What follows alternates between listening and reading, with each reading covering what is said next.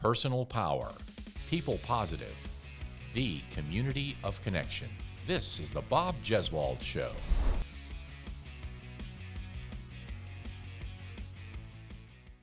The challenge to me, I'm like, if I'm in your shoes, I'm trying to figure out, well, how the heck am I going to get the kid who's the introvert or the one who holds it or that person who holds everything internally? How do you get them to come? How to show up to one of these? How do you get someone to get that person? Because I'm afraid, I'm thinking the person that's like us, we're obviously very extroverted kind of people. We're open, we're okay, and thank goodness for that. But the one that's not, I worry about that one. How do we find that person? It's like the needle in the haystack, or is if they're... Yeah, I think the number one thing you have to be able to understand is recognizing, I call them the characteristics, right? Because symptoms is, a little kind of medical kind of terminology. Sure. But recognizing the characteristics, this is what someone struggling with depression looks like, right? Okay. These are the characteristics. These are the characteristics of someone struggling with trauma or with anxiety. Because once we recognize those characteristics, then we can support that individual. And if they're internalizers or externalizers, we can be able to say, hey, come along.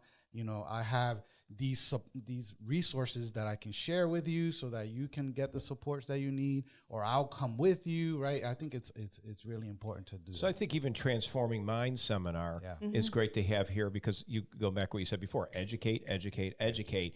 So we're educating people to do these little points to identify, so we can be able to find that person that needs that. You can see a child in a classroom.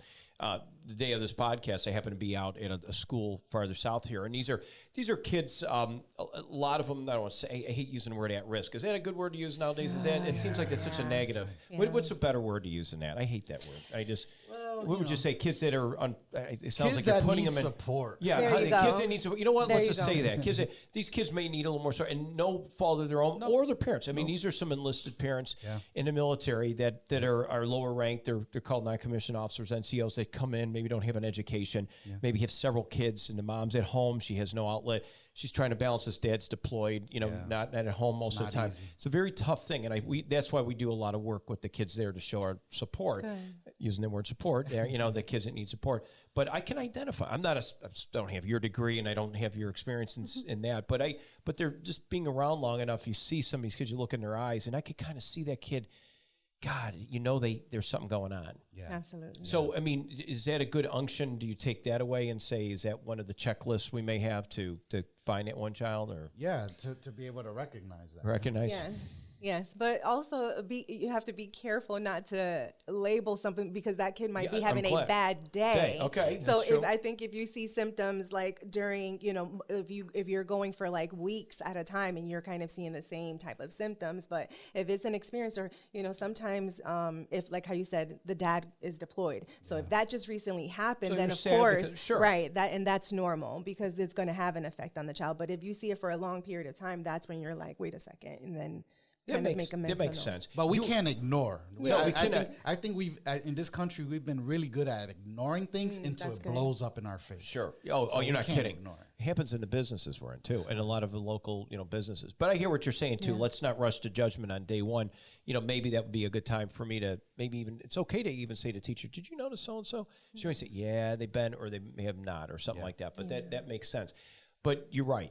We ignore a lot. It's easy to sweep it under the mat, so to speak, under the table, because right now just don't have time for it today. Yeah. That's a bad place to be. And I think too, with what you just said, maybe there's a lot of people that don't want to deal with it because they're dealing with so much on their own, or in their own environment, that they don't want to deal with anybody else, and so that might be like ignorance. It's one of the ways that the brain responds, right? So think about this.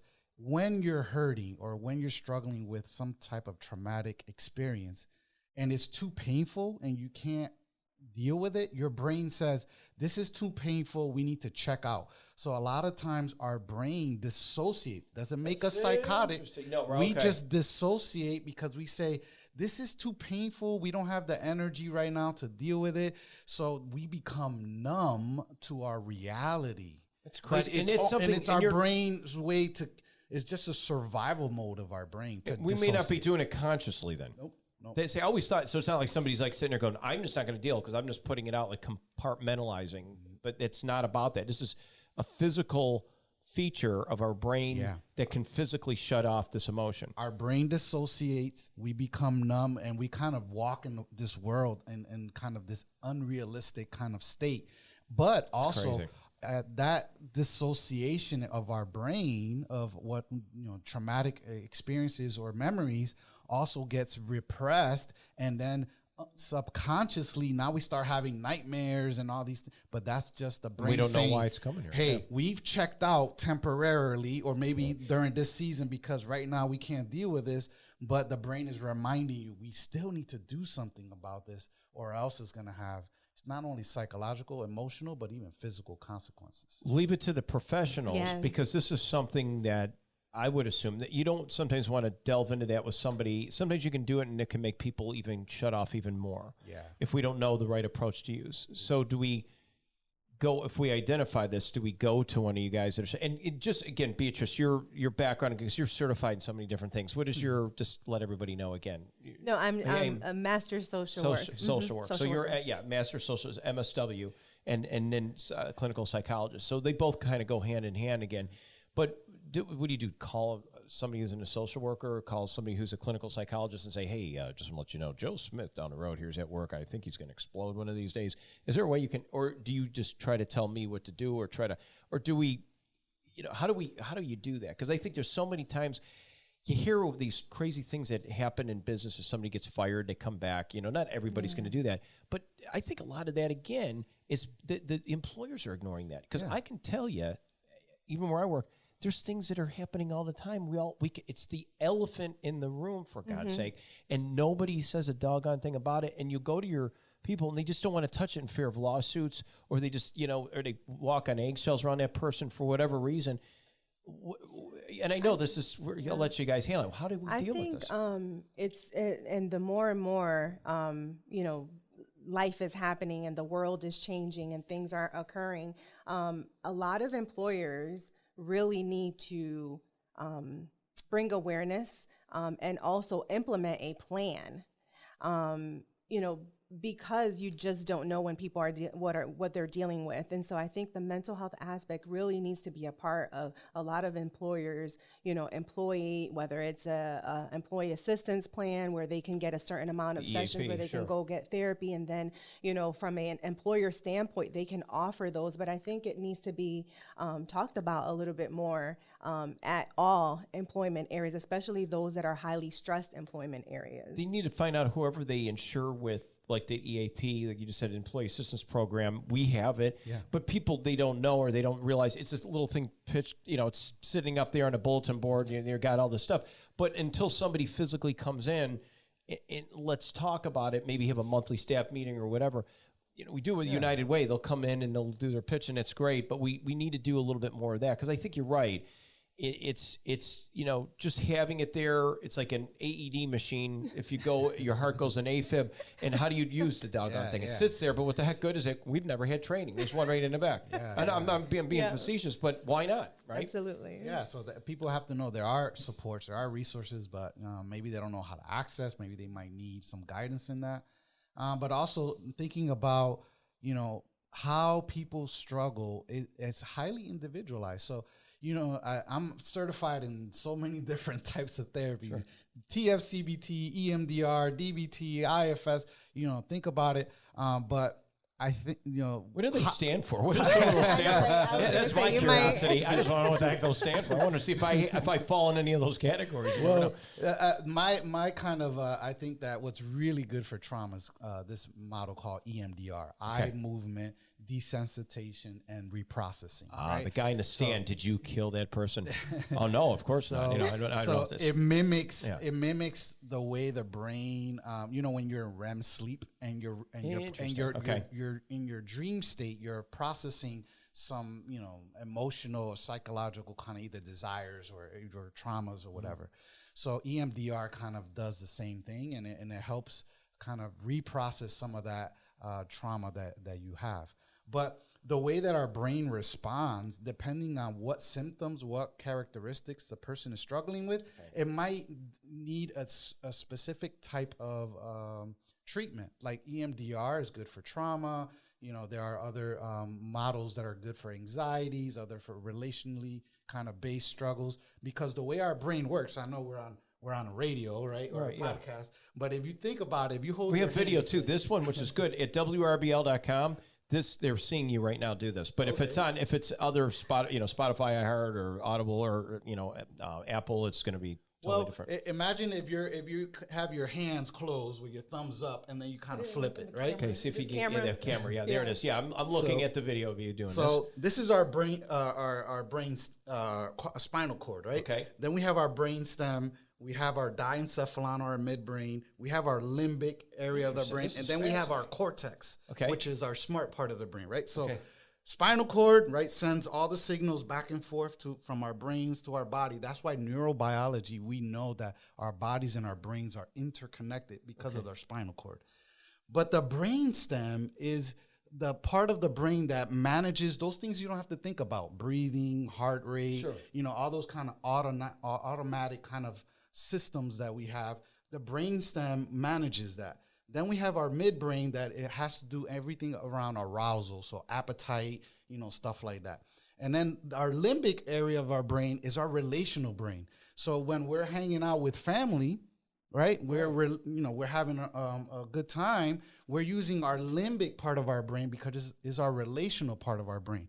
And then when we're in school and we're learning all these kind of high level things and we're using our brains for, making decisions, then we're using our cortex, right? So we know that neuroscience says that our brain fully matures at the age of 25. So think about how children can still be struggling with any types of, social, emotional kind of conditions. How can, they're not going to be making the best decisions, right? That's why I say adolescence is a psychological disorder, right? Yeah, it is. Yeah, exactly. We make some really not so smart decisions because our brain is not fully mature. And when you think about it, the insurance companies know that. So why? That's why rates are so high at 20. Now that makes sense. So and then that's like you're from Hartford, Connecticut. The Hartford. We're speaking of an insurance company here. Yeah, it's perfectly fine. Also. Right, alone time is totally fine and healthy, and those of us who are extroverts like you and I should probably take more time like that, right? There you go, Joanne. Yeah, but what I would say is we need to be able to set up more societal mechanisms for us to connect with one another and for people to be heard. One of the biggest problems that I think is plaguing this country, this world, society right now is that people don't feel heard.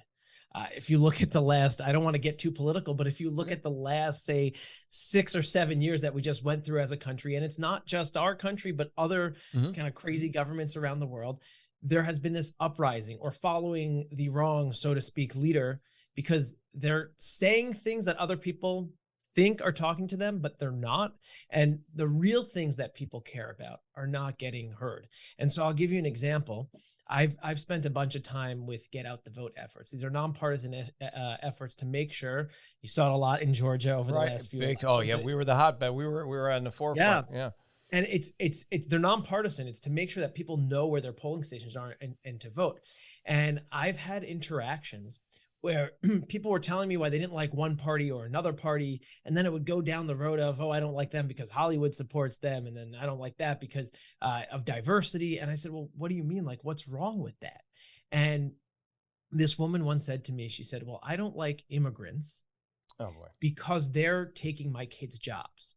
So first of all, she said, where did you learn that? She said TV. I said, you should probably turn off the TV. But what she was really saying is that no one is listening to her when she is crying out that we don't have an education system that's benefiting her kids, that give them those same jobs that skilled workers are coming in for and taking them, whether it's at some of the big tech companies or the pharmaceutical companies. And so we need to create a platform, and Happy is beginning to do that, where people can actually voice their thoughts, their opinions. Because what comes out of your mouth sometimes isn't exactly what you meant to say. The context is lost with a blank statement of just the immigrants are taking our jobs. When really, like you said, she's really trying to say, hey, you know what? I need a system. I need something to know what would be a great way for my children to maybe find a better opportunity to apply, to find some work, instead of just saying that right away, and that could be offensive to someone else, and the wall goes up, and now we're not listening, kind of thing. You got a way to funnel it, like you said, to channel it, to do it that way, which I think makes sense. It happens all the no, it does. It happens all the time. I know, even if just for sake of time too, you have a purpose of it's the Atlantic Listening Academy. That's right. Yep. And the purpose of that, would that kind of parlay in what you're saying right now a little bit? How does that work in that kind of situation where the left doesn't listen to the right, whether it's politics or whatever, so we can maybe all get to the same, we have a goal, but nowadays it seems like the goals are two different goals and we're going in two different directions. But before we had different methods to getting to the goal. Mm-hmm. Do you see that as a problem too? Because it's so diametrically opposed in workplaces too. I mean, and in politics, in a world like that, where the goals are so different, where we always had one goal, different methods of getting there. So that being said, does that Atlantic Listening Academy, could that be something to bridge that a little bit, or at least respect it? Yeah, absolutely. The ALA teaches people at their core to listen, to understand. That's how the academics have really parsed out the ultimate skill there.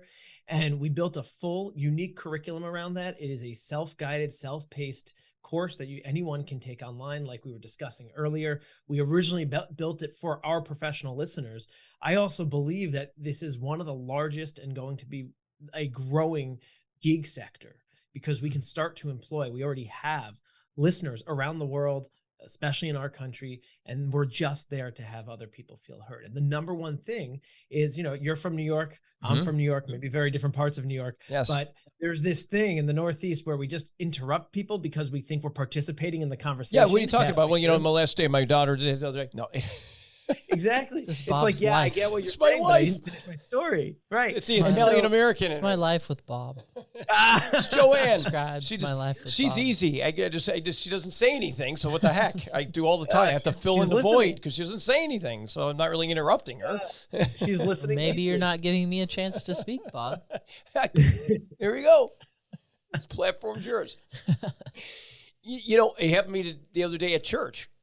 True story. A guy, I was talking about my mother, her passing recently, and how her passing was it was great. Mom was ready, and she was okay with it, and that's the part that really made it good for me. And I'm telling this to a woman in church who had tears in her eyes. She wanted to hear the story because she had recently lost her mom. And out of nowhere, this guy from Pittsburgh, I would consider him a Yankee, Northeaster. God bless him. He just starts railing in the middle of like the really important part of the story I'm telling. Is, hey, Bob, my neck is still hurting. I got this thing going on, and I'm looking at the woman that I'm telling the story to, and if she could just read what she said, like, what in the blankety blank are you doing? We're in church too, so. But it is something we do. It's bad, and we do try to finish other people's sentences. And that being said, I'll let you finish because I did interrupt you. No, Joanne agrees with a nod. Yeah, she's doing a great job listening. And what's interesting is that I can't see Joanne right now. Her camera's off, right? Yeah. So it's all about listening.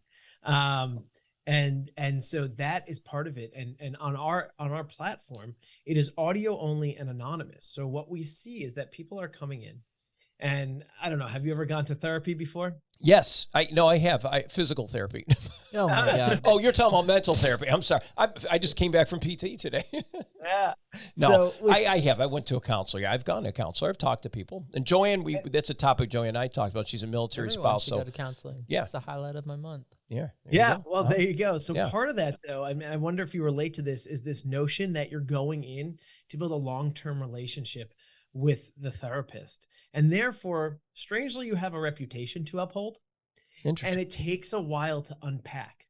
You're sitting with them. Mm-hmm. It used to be only in person. Now a lot of it can be done virtually, but you don't always tell your whole story in the first session. What we have found on the Happy app is that people just find this comfort because it's not therapy. You don't see the person. You don't even know who they are on the listener side. And all of a sudden, 10 minutes, 15 minutes, we know the person's full story, everything they came to say and they needed to get off their chest. that we can actually start to work through some of that stuff together. Now, to be clear, we're non-clinical. We are not coaching either. But the most important thing you can do is ask the good questions that help people find their own answers. And our app and our listeners do that really well. Well, who are the certified listeners, and who are the, as you just said that, because they're not, not licensed practitioners or whatever, but who are the certified listeners? Our listeners really run the gamut. So we have people who are, say, lawyers and doctors and potentially even social workers. Cool. They won't put their actual professions out there in their bio because they can't practice under a separate license with us. But just to show you, we have people with big 6-figure salaries, and on the other end, we have people who are doing this full time in, I don't know, maybe the middle of Alabama. Right. That's right. Yeah, Sweet home Alabama. Exactly. Yeah. And they're just as good at listening. And so people bring their own flavor, just like you find your own doctor or your own therapist or your own clergy member, right? You decide which house of worship to go to based on the opinions you're getting or the voice, right? And so these people are incredibly patient. They do an amazing job just being in the moment with people. They listen to understand. And now, most importantly, they're all certified through the Atlantic Listening Academy. So it's not just like they're making this up. They're following, at least from what we're concerned, a modality that we believe is best to build the most impactful type of conversations you can have. And that's good, because I think people have to understand it's kind of like a certified place. It's the bishop of the church, if you will, kind of regulating. I must use that phrase for a little bit, but it does help. So it's good that you guys are guided and you have a place to do that. But if everyone's experiencing the benefits of listening, how would I say, how can everyone experience that? It's Bob Jeswald here. It's Joanne Kogel. We're diametrically opposed people and personalities. One listens, the other one sometimes and does all the talking. That's why she hires me as one of her speakers at her triathlons. I was telling you, we were talking about tris earlier. It's exhausting. And he does it. Yeah. I can talk for 7 hours. I get paid for it. It's a great deal. But seriously, it's I do it professionally because I love it. But somebody of all different backgrounds, how can everyone experience the benefits of just sitting there listening to Happy? Yeah, I got the app. I could put it on my phone. I can put it on any phone you have. You can download it through Google Play App Store, and have at it. So and then there's a cost involved too. We'll talk about that real quick. But how can they? What would be the best way to? Well, the best way to experience it is to just get on the app and try it. Just do it. Away 15 minutes for free to everyone. You'll be so convinced that you'll actually want to pay for this. You get 15 minutes free. I just put it on my phone. I know. She's doing. See, she's listening and she's participating. I knew she was up to something, unless it was something else. She's the best type of interviewer. Yes, she is. Yeah. So 15 minutes, you get a free trial for 15 minutes. 15 minutes, and then you go into any type of paid plan. We have dynamic pricing, so you'll have to see the price that comes up for you where you're located and the amount of time. But we do offer packages, and most people buy in 1 hour segments, and then they can use it either the full hour, and you can book a listener that you like, or you can start just place the call, and the clock starts ticking up. And when the call ends, then that's what you have left in your wallet for another call. What's really interesting is that we have people now who are in these, say, 3-year-long anonymous audio-only relationships. They're great friends. They've worked through a lot of problems together. They don't even know each other. But because of the app, they've been coming back daily, weekly, monthly. Some people go up and down. The relationship is great. They don't need to talk. Then they break up again. So they come back and they talk. But we have helped people. These are customer anecdotes who have said, "You've saved my life. You got me out of an abusive relationship. I completely pivoted my career because of my Happy conversations."